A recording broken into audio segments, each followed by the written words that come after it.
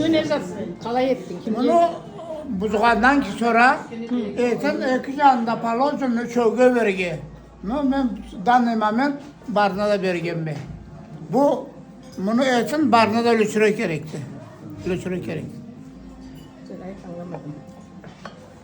Sen ay. Alay etadı koyunu, alayda Muhammed peygamberine salamına uzak olsun. Anı bula bayramda tamata aytkandı.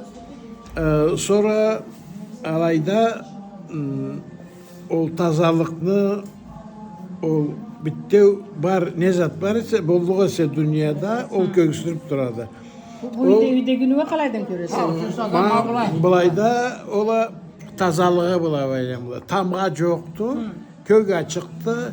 Kısa zamanda sizde o bardal olan mamır söyleşiyle, gelişimle barı da ahırına derece edip murat bardı. Ana sebeple bulayda sonra bu Ne bu neydi?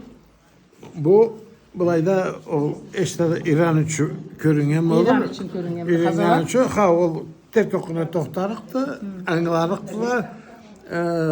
Ol yol kayağa trelik kalganı göresi de ana sebeple sonra bunu kurçalagan eti bir de olmagança taza ne holesterini ne zatı ne başkası olmagan o lezzatta tamatanı borçu har kim bulayda bulgan adamlara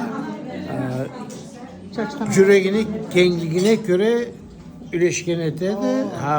Ansa bizim tamatamız dodulanı İslam yüreği keng oğurlu işte varımızda da ölüş etkendi. Sağ olasın. Siz de ölüşlü olun, ömrünüz uzak olsun.